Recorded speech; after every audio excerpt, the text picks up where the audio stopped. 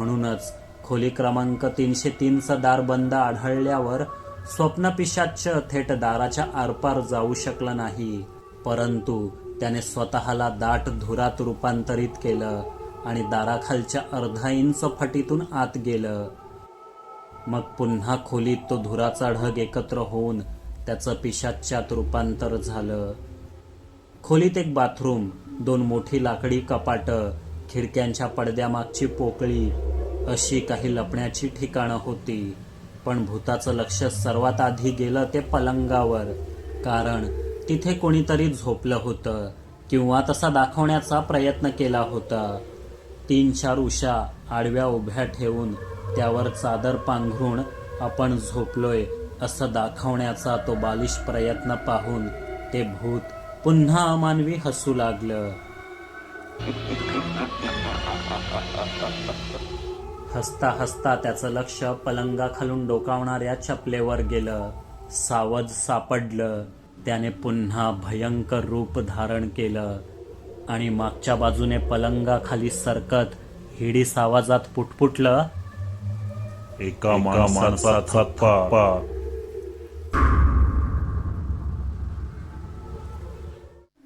स्वप्नपिशाच्याने पलंगाखाली अंग आकसून पडलेल्या योगेशवर झडप घातली खरी, पण तिथेही त्याचा भ्रमनिरासच झाला, कारण तो योग नव्हताच.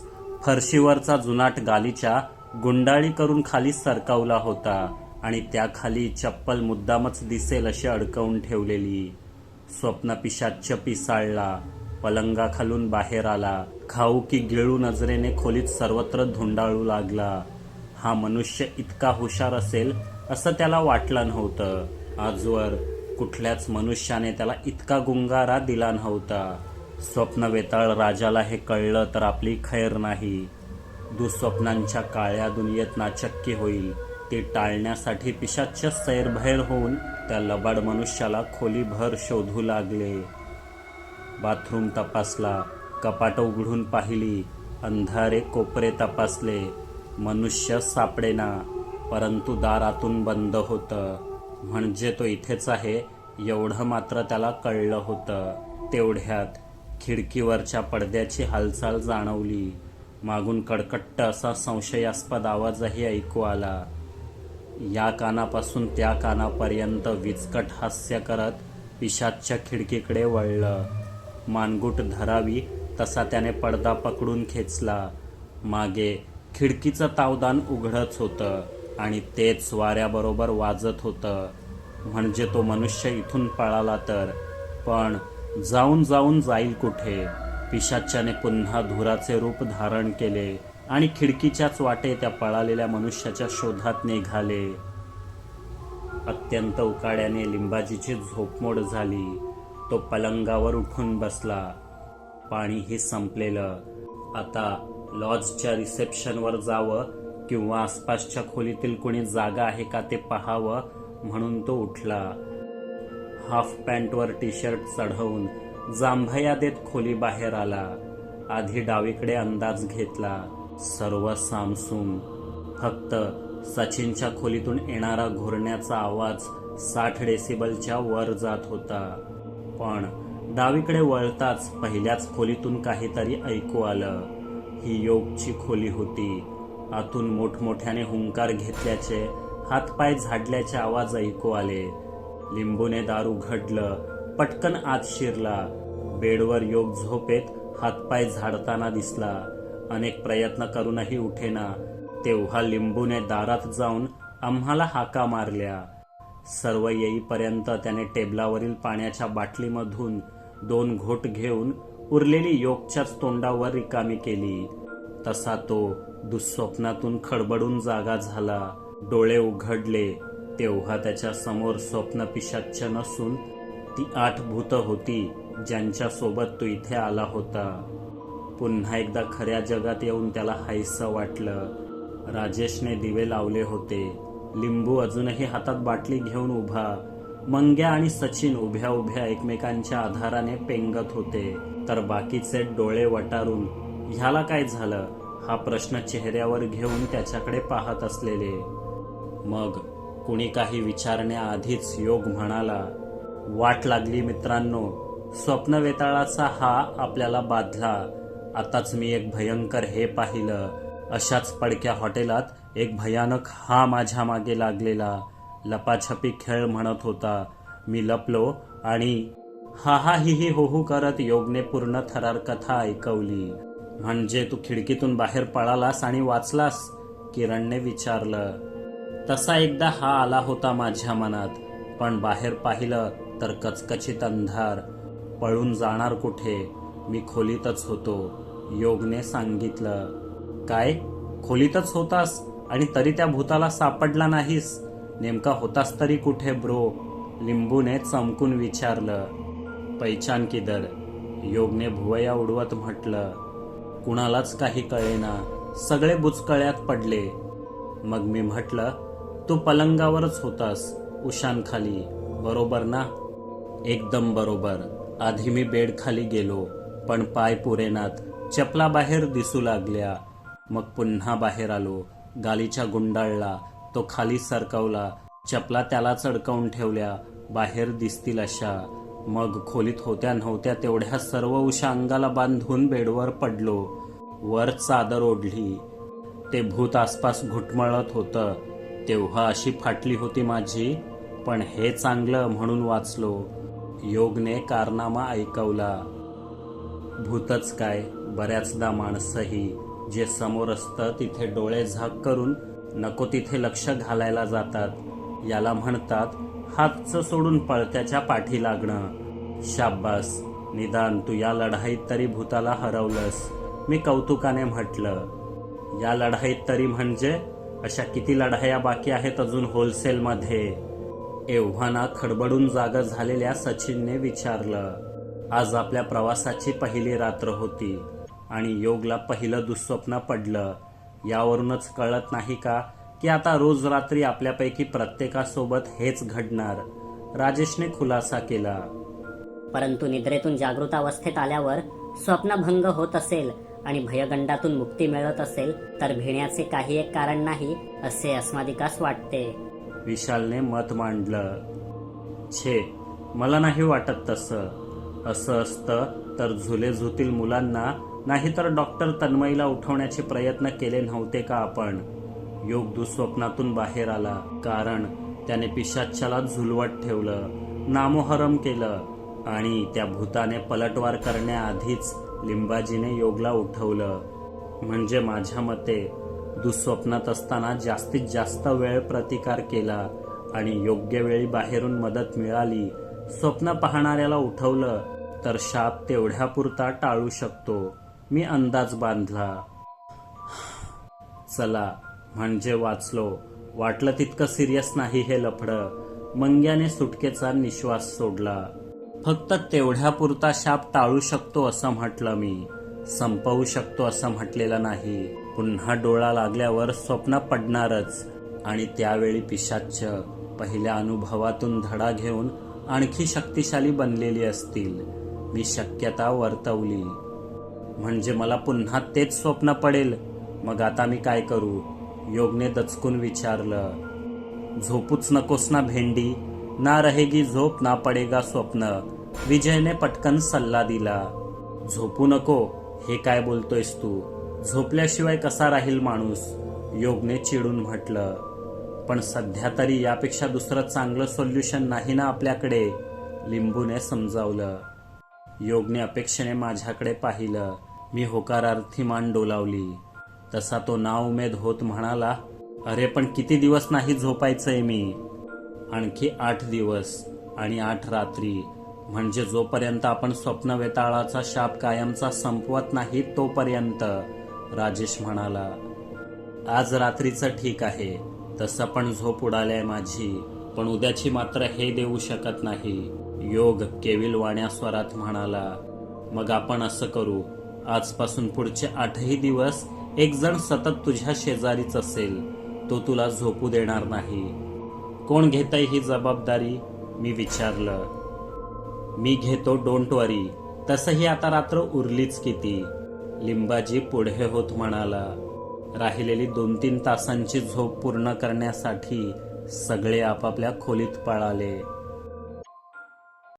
जर कोणी मोबाईल फोन किंवा स्मार्टवॉच वापरत नसेल, डेबिट किंवा क्रेडिट कार्डचा वापर करत नसेल आणि तुम्ही अशा देशात असाल जिथे चौकात सीसीटीव्ही किंवा सिग्नलवर ट्रॅफिक कॅमेरे नाहीत, तर एखाद्याला शोधणं म्हणजे अतिशय अवघड काम. कुठल्याही प्रकारच्या टेक्नॉलॉजीपासून दूर राहणारा मनुष्य म्हणजे आजच्या काळात मिस्टर इंडियाच. ज्याने व्हर्च्युअल फुटप्रिंट्स मागे सोडलेच नाहीत, त्याला कसं शोधणार? मखायाच्या बाबतीत आमची हीच गत झाली होती. अर्थात तंत्रज्ञान इतके प्रगत झाले नव्हते. त्या काळातही हेरगिरी केली जात होतीच. एक निष्णात शिकारी रानात श्वापदाचा पाठलाग करतो, त्याप्रमाणे पळणाऱ्याचा माग काढायचा.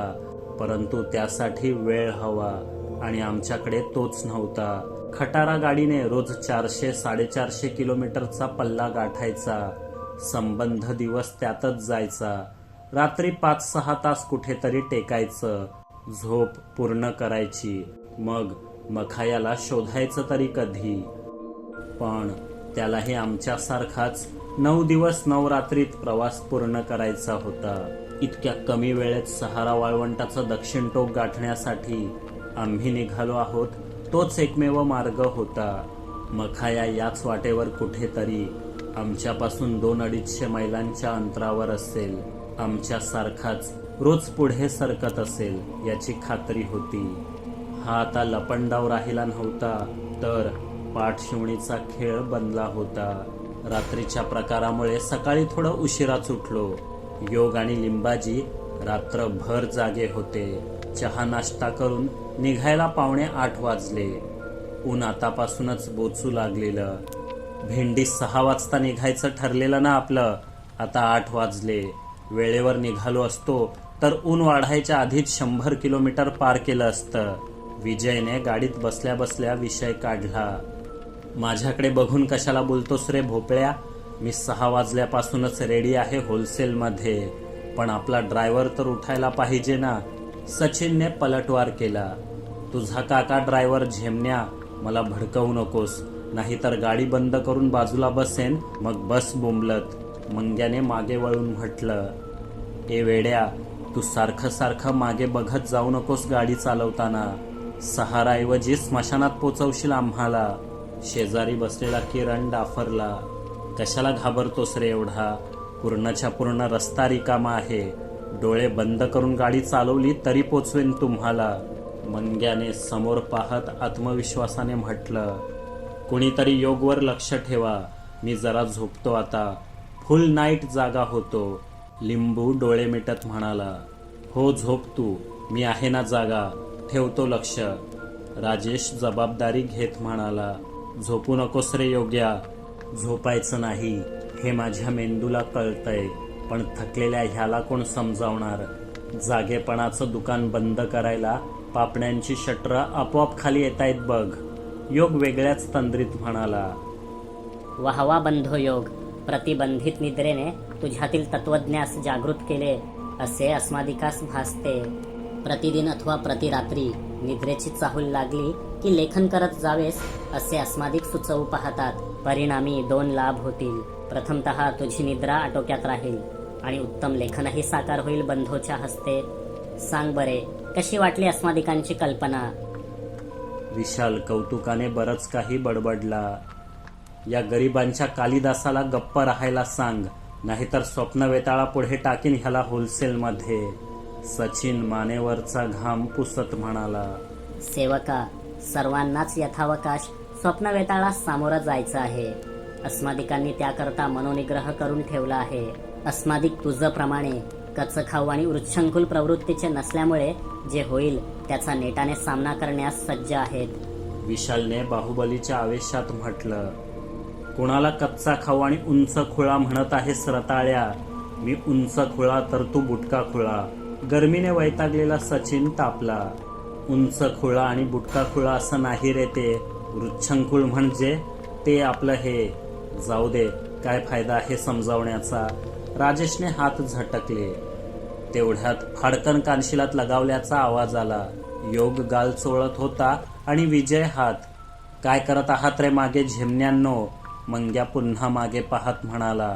भेंडी हा योग झोपत होता. त्याची झोप उडवली. विजयने स्पष्ट केलं.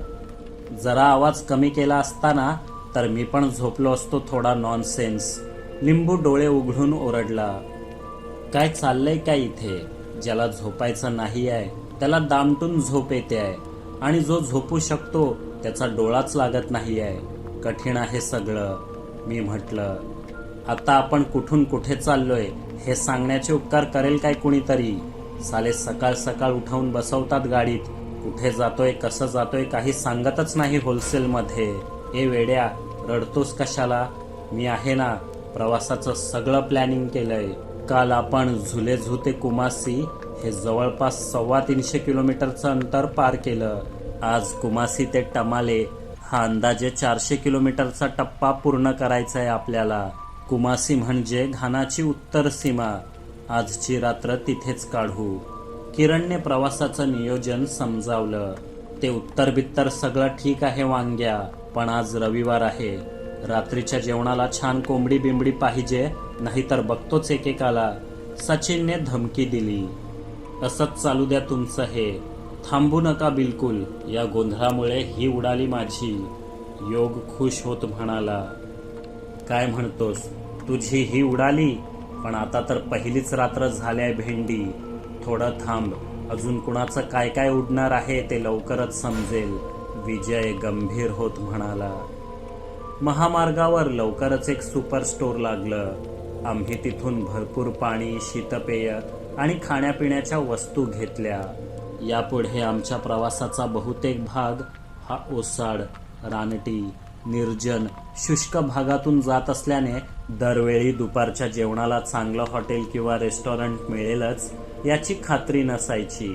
म्हणून आम्ही गाडीतच फळे, वेफर्स आणि बिस्किटांचा भरपूर साठा ठेवायचो. कडक उन्हातून 8-9 तास धावल्यावर मावळतीला गाडी घानाच्या टमाले शहरात पोचली. टमाले हाही झुलेझू किंवा ॲक्राप्रमाणे घानाचाच भाग असला तरी इथली संस्कृती वेगळी आहे.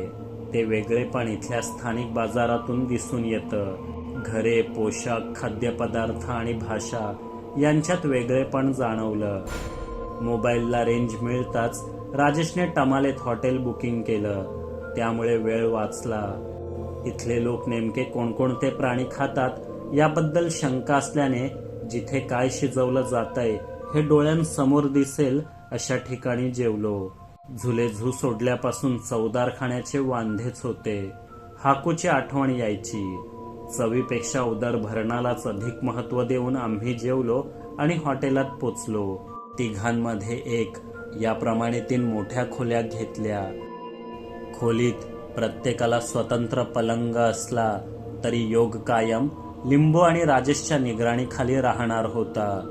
तो झोपू नये म्हणून दोघं आळीपाळीने लक्ष ठेवून स्वतःचीही झोप पूर्ण करणार होते. आज दुसरी रात्र.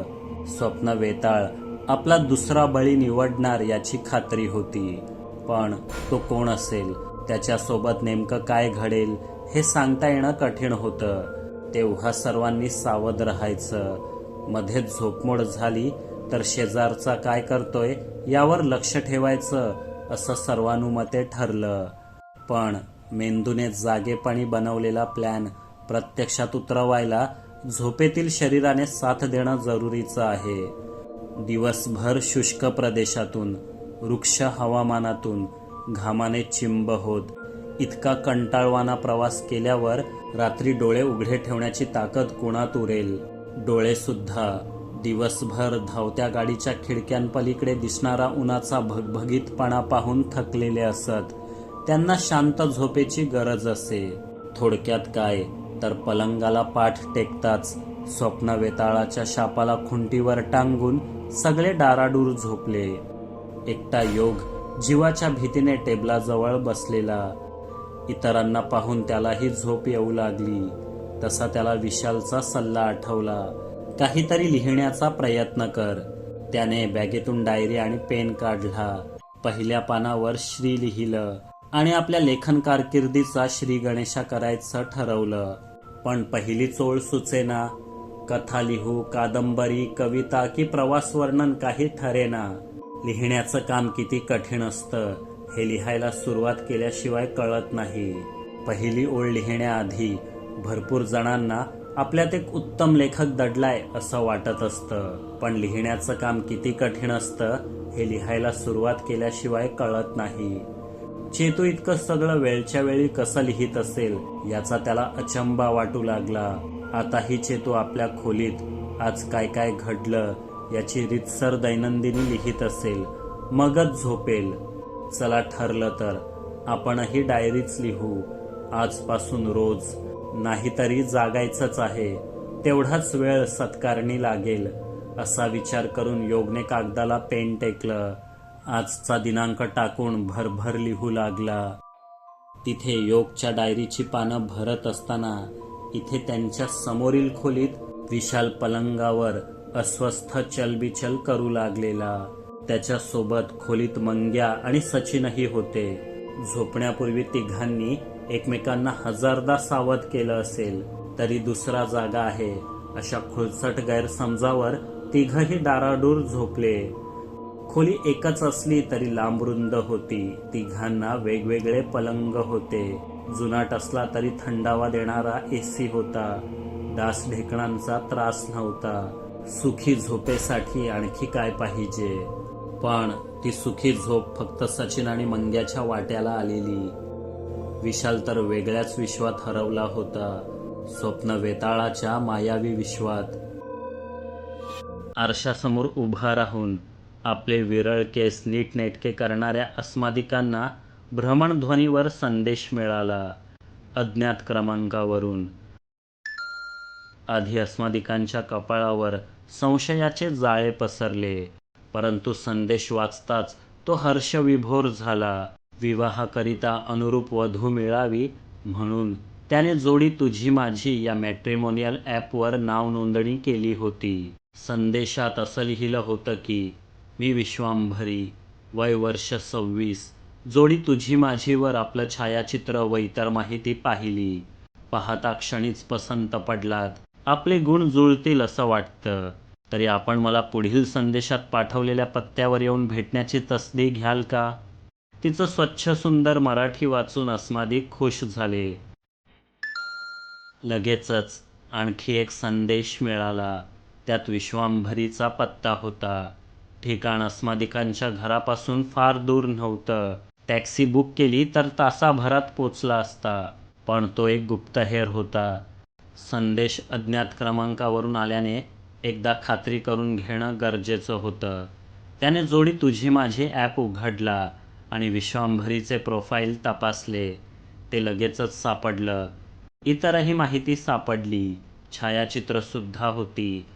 विश्वांभरी खरंच विश्वसुंदरी शोभावी इतकी सुंदर होती, परंतु अशा सौंदर्यवतीला सोयरीक जुळवण्यासाठी विवाहसंस्थेची काय गरज. आणखी शोधाशोध केल्यावर कळलं की तिच्या पत्रिकेत कडक मंगळ होता, परंतु अस्मादिकांना यावर विश्वास नव्हता. मन जुळली म्हणजे पुरे. परमेश्वराची इच्छा असेल तर सर्व ग्रह आपोआपच शांत होतील. तो मोठ्या आनंदाने जय्यत तयारी करून विश्वांभरीच्या भेटीस निघाला. गाडीत बसण्यापूर्वी फुले व मिष्ठान्न घ्यायला तो विसरला नाही. 1.25 तासात तो दहिसरच्या जरा आडबाजूलाच असलेल्या तिच्या बंगल्यासमोर पोचला. लांबलचक हिरवीगार सावली असलेला रस्ता, दोन्ही बाजूंना टुमदार बंगले, कडेला 1-2 गाड्या पार्क केलेल्या. विश्वांभरीच्या काव्य तेज तरंगिणी बंगल्यासमोर पोचताच अस्मादिकांच्या काळजातली धडधड वाढू लागली. थरथरत्या हाताने त्याने दारावरची घंटा वाजवली. काही क्षणातच दार उघडलं गेलं. विलक्षण सुंदर विश्वांभरीने त्याचं स्वागत केलं.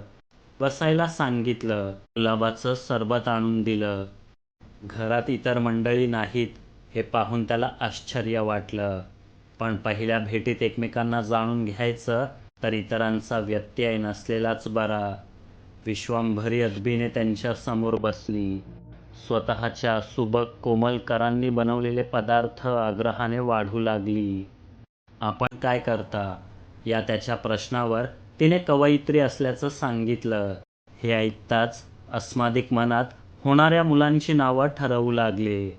मुलाचं नाव बहुशीतकीर्त सुप्रिय, आणि मुलीचं. मीननयन मितभाषिणी. तुम्ही बसा, मी आलेच. तंद्रीत असलेल्या विशालकडे गोड कटाक्ष टाकून ती स्वयंपाकघराकडे वळली.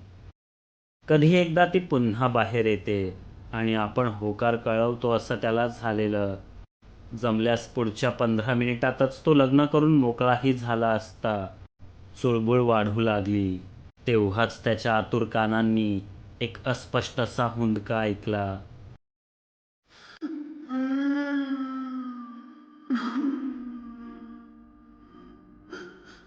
आवाज तो बसला होता त्या सोफ्याच्या मागूनच आलेला. अस्मादिकांनी बूड उचललं आणि मागे डोकावले. अंगावरील जखमांमुळे नखशिखांत रक्ताने भिजलेला एक जण तिथे आडवा पडलेला आणि अखेरचे श्वास एकवटून कसाबसा म्हणाला, पळ, लवकर पळ, नाहीतर तू पण मरशील.